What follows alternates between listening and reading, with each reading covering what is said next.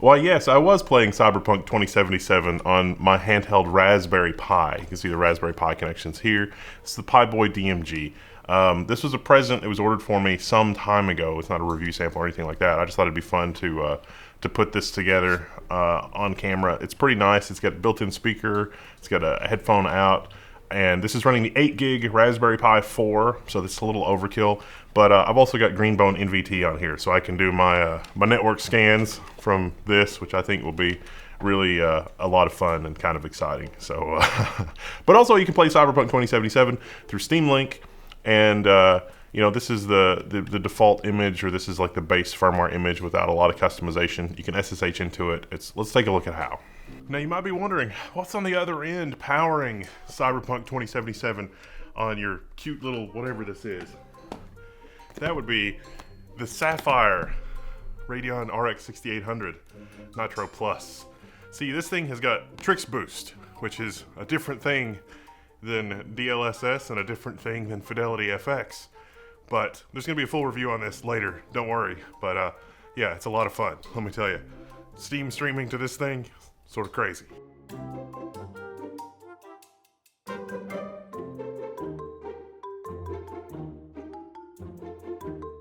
I'm really excited for this thing because it was a present, and it was not a review sample, but it was just a random present. So thank you, anonymous benefactor. It's kind of exciting.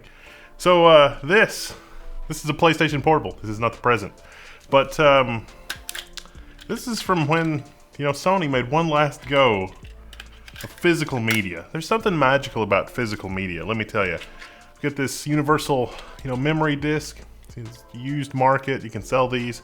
Sony tried coming out with a digital-only PlayStation Portable.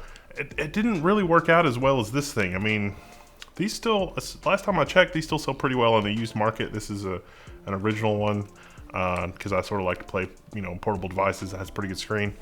But my point is that physical media stuck around in a way that electronic media didn't. And the reason for that is because the completely unapologetic greed of companies like Sony. See, the temptation is to make the digital equivalent of this, the purely software equivalent that's not tied to any physical media, so fragile that you have to constantly repurchase your stuff. And of course, you don't want to repurchase it constantly. You don't even want to purchase it in the first place because you know how that game is played. You and I both know consumers are not stupid, most of them. And so it's this, I don't know, it's this weird version. It's like, oh, we can make downloads on a portable thing tied to, like, you know, a SIM card or enabling something, or like we can do it perfectly cryptographically so that, you know, if you have the token, you can unlock the download, but they're scared to death that somehow people will share that or there'll be piracy or whatever. And so nothing was ever actually as frictionless as physical media. You can let your friend borrow it and just, you know, here, Bob, you know, play this for a week and bring it back. People do that. At least they used to do that with physical media. And they could do that with software as well. But again, that pathological greed. Which brings me to our next project. This is the PiBoy DMG. It looks kind of like the old Nintendo, you know, Game Boy. But this is designed for a Raspberry Pi. You can actually use a Raspberry Pi Zero or one of the fancy new Raspberry Pi 4s or Raspberry Pi 3. It's got a couple of different form factor supports. I thought about trying to cram a RISC-V chip in there because I got to be different, but it's a little too small. Also thought about oldie Intel Edison, a platform that died before its time. It's a dual-core x86 on there. This is basically like a Pentium. I could go back in time and have something about as equivalent, about as powerful as an early Pentium 4 or a late Pentium 3. And a couple of watts. But this is the PiBoy DMG, is the ultimate handheld gaming case for the Raspberry Pi 3B+, 4B, and Pi Zero. It incorporates safe shutdown and an optional active cooling for the B+ or the B4. It comes partly assembled, just add a Raspberry Pi of your choice. It includes a glass screen and 2 styles of shoulder buttons. Let's unbox it. And you may be wondering, has he figured out a way to back up his digital media and his PSP? Is that what he was talking about with this? Sony's lawyers will never know. Alright, so I elected to get the Pi 4 HDMI adapter. This is just a little printed circuit board. that will go from the teeny tiny HDMI to a regular size HDMI that's externally accessible on this thing. It's an extra $10.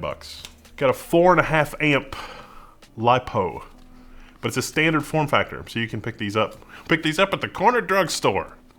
4.5 amps. If I only use about 750 milliwatts, I could get over 4 hours out of that. Oh, it comes with a nice cloth bag. In the cloth bag is a USB charging and power thing. Yeah, it's not USB-C, but USB A to mini B. 5 volt, 3 amp. Experimental Pi. That's right, I'm not going to use this to pirate games, as I suggested. Instead, this is going to be a wireless terminal that I can use for network auditing, running Linux, and doing that sort of thing. Nice, look at that. Got a hat switch 4-way, gray and purple buttons, select, start. That's pretty swanky. The battery door comes open, and the battery does actually go in the battery door. You just got the little 2-pin plug. So the battery can actually be swapped. Got left and right buttons.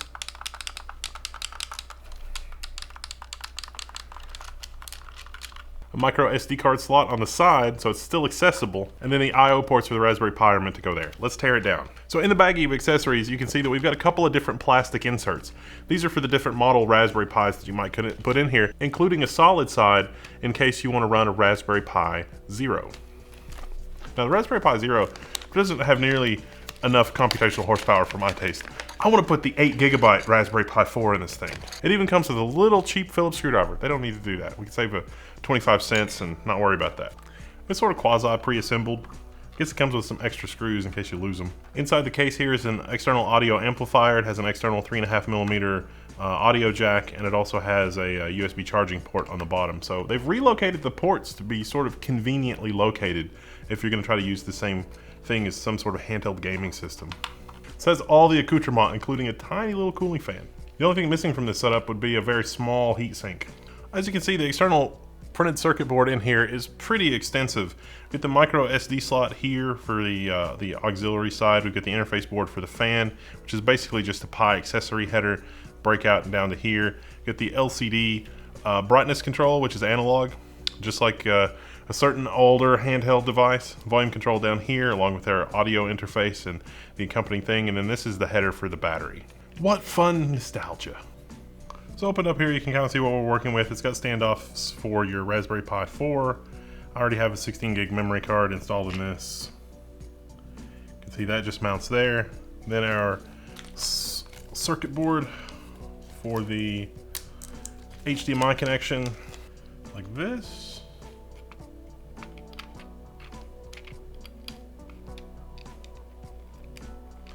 And then we'll have an external mini HDMI. It does come with multiple cutouts depending on which Raspberry Pi that you're using, so that you can get your HDMI connection where it needs to be, because they move the connectors around a little bit from Pi to Pi. I mean, I'm not going to rule out that I'm not going to play some Tux Racer on this or something like that, but you know, this is going to be a portable terminal. So 8 gigs of memory, some SSH keys, and you know, a lot of fun can be had with this. So the rest of the assembly is pretty straightforward. And there's some little pegs here, and you push it down onto the pegs. But before you push it down onto the pegs, you want to make sure you shove in this, you know, ribbon cable thing. You gotta make sure you get your little plastic things in before you really push it down. So now there's a couple little screws that you use to retain the thing here. They're included in the little baggie. They're the shorter screws, not the longer ones. So make sure you get the right ones. And in my case, they're colored slightly differently, although your mileage may vary. Look at that, it almost looks pro. Now I'm gonna put this back on. This goes on your accessory header thingy.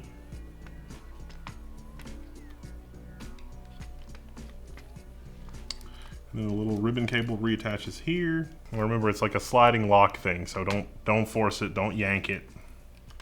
It's frictionless.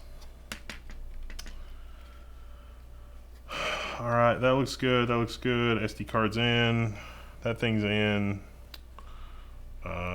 Seems like we're good to go. Let's put it back together and pop the battery in. Oh yeah, one last thing, the power switch. So I think it's T side down. So don't forget to put in the power switch.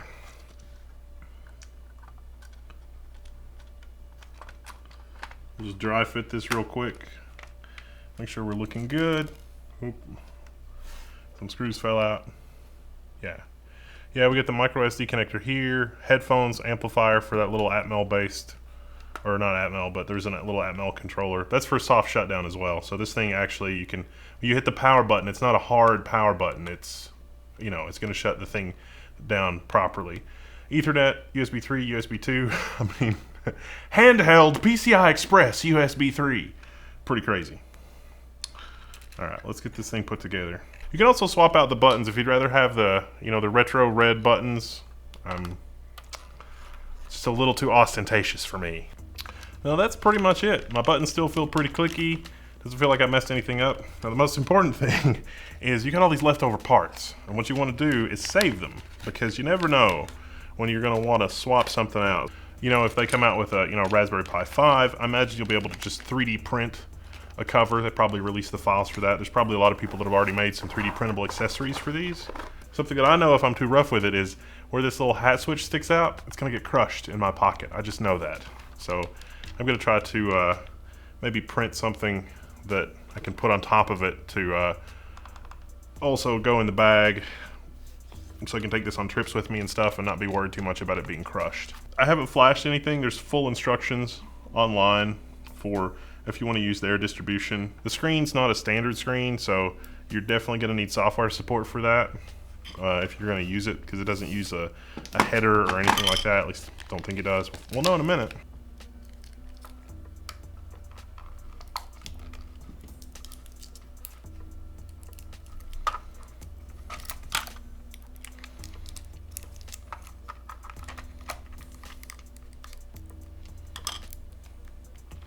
Not too bad. A little sketchy.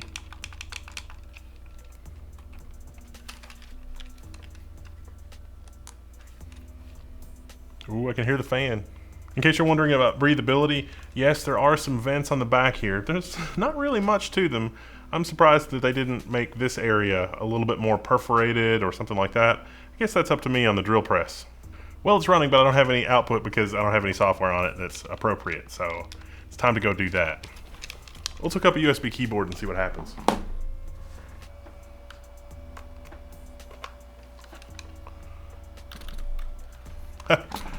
Look at that. My keyboard works. Numlock's going on and off. Now I've seen the HDMI adapter. Another really nice feature of this is the power button. And so, like, watch. It's on. It's off. But see, it's doing a controlled shutdown. It's doing it like an ACPI style shutdown. That's really awesome. It doesn't just kill power to the Raspberry Pi. It actually turns it off. And of course, the USB power input here is also a charging circuit for the battery. So you can run this as well as charge the battery at the same time using the 3 amp 5 volt power brick that was included with this, which is really pretty awesome. I mean, what more could you really want? This is a really nifty, present for the holidays. Green bone of the Wi-Fi scan. It's like, it's part tricorder. Bluetooth mouse. Yeah, look at that. So once you get it together, all you gotta do is load it on your SD card. I'd recommend, a higher endurance, higher performance SD card. It definitely does make a difference in terms of overall performance of the device and that kind of thing. It's pretty easy. If you can wield a screwdriver, you can do this. The biggest downside of this is the fan in here. It's loud. It's loud and terrible quality. So Noctua, give me a call. Let's do a mod here. Let's see what we can do.